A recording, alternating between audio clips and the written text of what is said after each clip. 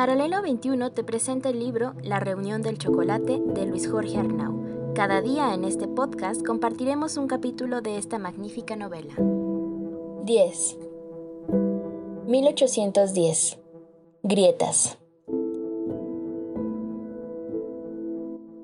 Venimos a fingir que hacemos algo, pero solo revoloteamos como pajarracos viejos, comentó en una de las últimas sesiones.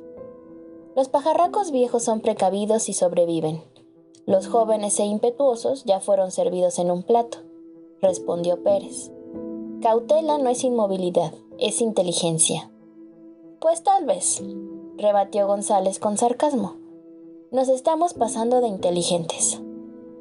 Había palabras impronunciables que volaban en medio de las reuniones desde hacía varios meses, sin que nadie se atreviera a expresarlas, por no intranquilizar más aquellas tertulias que poco a poco iban dejando la literatura a un lado para exigir mayores definiciones del grupo. Pero era inevitable que tarde o temprano se empezaran a mencionar en la sala de aquella casona amigable y fresca, donde el aroma del chocolate hacía lo imposible por tranquilizar los ánimos exaltados. Posponerlas no parecía ser una buena medicina. El cura no iba a todas las sesiones. Durante meses se volvió solo una referencia y el nombre de San Miguel retomó el papel predominante. Se empezó entonces a hablar de experiencias de las antiguas colonias inglesas del norte, convertidas en república tras 8 años de guerra. También se leyeron, por sugerencia de Hidalgo, textos novedosos de los revolucionarios franceses. Así aparecieron, casi en clandestinidad, las ideas de Voltaire y de Rousseau, a veces incomprensibles pero siempre inquietantes.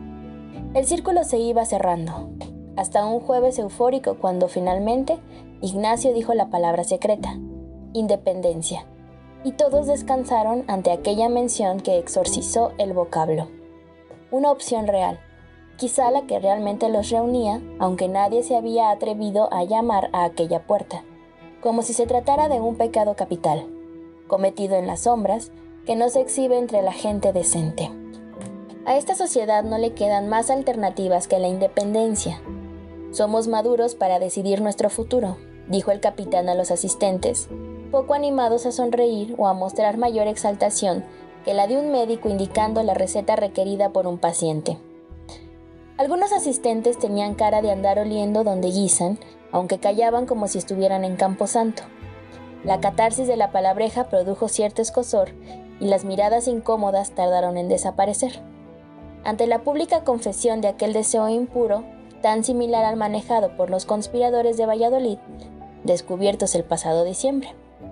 Sin embargo, extrañamente, la fuerza real aplicada por las autoridades sobre aquel grupo de varones insurrectos había sido muy débil.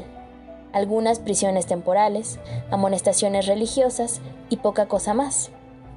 ¿Le había faltado fuerza a de Lizana, más preocupado en restituir el reflejo de impuestos hacia España? ¿Alguien en las alturas estaba coludido y los protegió? La insípida reacción gubernamental desató las discusiones en varios lugares del virreinato, y especialmente en aquella casona queretana. Esa era, seguramente, la carta oculta de Allende, y por eso lanzó la propuesta. A partir de ahí, lo sabían todos, no había modo de echarse para atrás ni lugar donde esconderse. Vaya, dijo María Josefa, con esa contundencia que la caracterizaba, mientras acomodaba su cuerpo rollizo en el sillón junto a la ventana y palmeaba contra sus rodillas, hasta que alguien se atreve a decir a lo que realmente venimos. No se trata de miedo, si me permite disentir, señora. Lo que sucede es que una palabra tan fuerte, dijo Ríos, sujetando con ambas manos un chaleco de cotonía a rayas, trae aparejadas otras más difíciles: violencia, muerte, guerra, prisión, excomunión. Además, existen opciones intermedias que pueden ser más aceptables, como las propuestas por la Junta de México, para tener un poco más de autonomía. Ir más allá es temerario.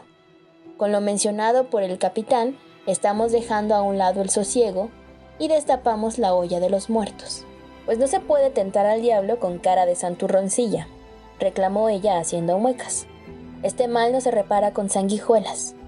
Habrá que asumir el costo. Allende se veía encendido.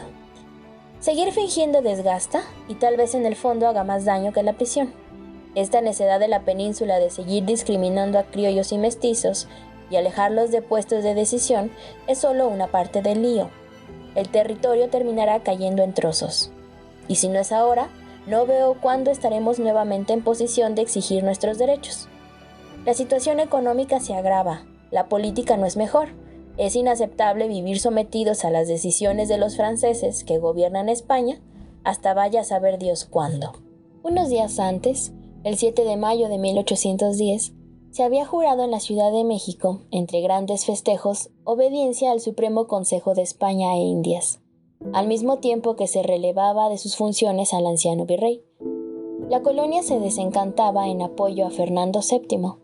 Tras la ceremonia, las albas, el desfile y el Te Deum quedaban evidente el compromiso de la Nueva España por apoyar a la monarquía.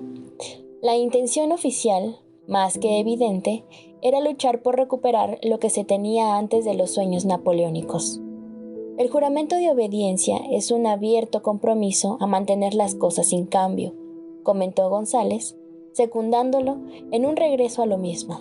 Pero en ese juramento también hay voces sensatas. Ahí tienen al intendente Riaño, en Guanajuato, un cántabro íntegro. No todos rugen igual, dijo Pérez. Ese hombre es de buena ley. Solo que no defiende sus afectos, vive a caballo entre dos realidades, si fuera más decidido. ¿Y Abad y Quiepo? A ese no lo entiendo, refunfuñó Ríos. A veces es claro y a veces turbio. Parece que apoya a sus indios y parece que no. Aún no le daría las llaves del reino. Tal vez convendría evaluar las posibilidades de apoyar a los franceses. ¿A Pepe Botella? A mí no me agrada el hermanito de Napoleón, rugió la esposa del corregidor, mientras su marido seguía silencioso junto a la columna de la entrada, fiel a su costumbre, perdiendo la vista entre las sombras recortadas de la noche. Aunque haya yo expresado mi gusto por lo que hicieron en su revolución. Me temo que un clavo no sacará otro clavo, interrumpió don Ignacio. No se trata de elegir al opresor, sino dejar a un lado el miedo a caminar solos. Se trata de definir qué es lo que deseamos nosotros. Por momentos, el crujido ocasional de las vigas del techo era lo único que se escuchaba en el recinto, durante esa tarde que parecía enferma de empacho. Habría que ver quién estaría dispuesto a pagar el precio de un levantamiento. Muy pocos deseaban alzar la vista para encontrarse de frente con otras miradas inquisitivas exigiendo definiciones personales. A excepción de los dos oficiales de San Miguel, el resto no era gente de armas y esa era evidente. Sería la única ruta a seguir.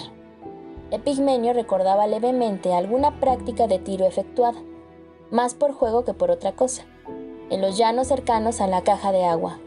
Al final del acueducto, el estruendo de la pólvora tras el impacto del gatillo, el humo desprendiéndose con el disparo, el cosquilleo nervioso caminándole por el espinazo, la recarga de aquella escopeta adquirida en los portales por si acaso, por si era menester defender la tienda de algún atracador de aquellos que merodeaban la ciudad amparados por la penumbra vespertina. Pero la verdad es que nunca había tenido ni la paciencia ni el interés de usarla. Aquel paseo le había dado la oportunidad de manejar por unos instantes aquel instrumento de muerte, ratificando que su vocación no caminaba en esa vía. Ahora, sin embargo, tendría que reconsiderar el rechazo sentido a los disparos e imaginarse tras las armas. Allende estaba convencido, Aldama estaba convencido, al parecer Domínguez y María Josefa también. Era el momento de exigir una posición clara del resto. Lazo de la Vega, de la Parra, Galván, Altamirano, Arias, Ramírez de Arellano, Lanzagorta, también ellos tendrían que definirse. El juramento en la Ciudad de México no hará más que aumentar la vigilancia y reducir las libertades. Creo que el momento ha llegado. ¿Y qué opina don Miguel Hidalgo?, lanzó Galván mientras tomaba el último trozo de requesón que aún bailaba en el platón. Es un promotor convencido y lo dice en las reuniones que lo invitan, en Celaya, en Atotonilco, en Guanajuato. Eso ayuda, dijo el licenciado un poco más convencido. ¿En qué ayuda?, atajó el tendero. Bueno, Galván trastabilló. Es un clérigo, es docto, entiende lo que sucede más que yo, al menos. ¿Tocar el violín sirve de algo?, se burló González. Es un buen líder, terció Lanzagorta. Un poco impredecible, pero bueno. Y los indios lo siguen, eso puede ser una bendición. Se escucha el miedo, insinuó María Josefa. No, señora, replicó este irritado. A usted no le tocará ir a dar de tiros. Además, es la esposa del corregidor. Para los ciudadanos normales, esto es más complejo. Yo no nací para colgar de la horca de Ejido de Concha, ni aspiro a ser alimento del capitán de Acordada. No soy un maleante. La simple mención de aquel edificio mítico en la capital producía retortijones. La piedra roja basáltica del exterior, las jambas, pilastras y cornisas de recinto y cantera. Su portada severa que presagiaba tristezas. La piedra grabada sobre la puerta principal invitando a enderezar los pasos sin dar concesiones. Los castigos repartidos sin piedad. «Caramba», dijo Pérez al anfitrión de la tertulia, buscando romper un poco la tensión con alguna broma ligera. «Ahora sí nos dio usted un chocolate muy cargado». No hubo mucho más que decir en aquella velada. Una silenciosa concurrencia se despidió cuando ya menguaban los quinqués de aceite, soñando y temiendo lo que se aproximaba, con una mezcla de excitación y miedo que no era explicable. Había llegado el momento de ir a casa a evaluar los próximos compromisos y los propios riesgos. Ahora era público. Entre los clandestinos asistentes, el motivo que los volvía cómplices y los enfrentaba de golpe a las autoridades. Ya no se trataba de quejarse como siempre, susurrar en las sombras, maldecir en grupos pequeños por las ineficiencias y las injusticias. A partir de esa reunión, y lo sabían, podían escribir otra historia, pero una historia dolorosa. Al menos, el inicio sí causó dolor. La tensión de las últimas horas le provocó un terrible malestar estomacal que lo tiró en cama, alejándolo del mostrador durante 2 días. Algo inusual para alguien tan preciso en su comportamiento y tan poco afecto a incumplir sus obligaciones. «Lo extrañamos ayer, señor González. ¿Le pasa algo?», preguntó una de sus clientas más asiduas. «Mire nada más qué cara tan demacrada viene usted cargando, como alma en pena». «Malestares sin importancia, doña Brígida». «¿No será algún exceso? ¿Tiene muchas preocupaciones en la tienda?». «No, todo normal, pero a veces el cuerpo se resiente. Además, ya no soy un niño. Tengo 29 años». «¿No será cólera?», dijo santiguándose. «Tómese un té, es la medicina ideal. Le aseguro que espanta hasta los males del alma», comentó aquella matrona, aspirante a currutaca, escotada y con frecuencia obscena, vestida con guarniciones de terciopelo y basquiñas de red de fleco largo, que gustaba de inmiscuirse en todo lo que acontecía en Querétaro. «Un té tomaré, se lo agradezco», contestó mientras pasaba a la trastienda a surtir el pedido y buscando terminar aquella conversación. Desde allá escuchó su voz pituda a lo lejos tras el mostrador. «Sí sabré yo de males, que he pasado por todo. A usted lo que le hace falta es una infusión, dormir más y olvidar los problemas. Mañana le traeré unas hierbas, no quiero perder a mi tendero favorito». Aquella mujer fue categórica en el juicio final. Los hombres sin mujer no sirven para nada. Consígase una esposa que le arregle ese viejo casacón y lo vista con sombrero de copa de bacín. Una mujer decente que lo acompañe en la calle y lo tenga como todo un caballero de collarín, vuelta y solapa encarnada. González sonrió. Eso sería la solución a sus tribulaciones y, además, le dará hijos a quienes heredar la tienda. Quizá eso necesitaba para hacer más soportable aquella tensión de miedo. Debería considerar su viudez, justo como se lo había dicho Pérez, y reconstruir su vida.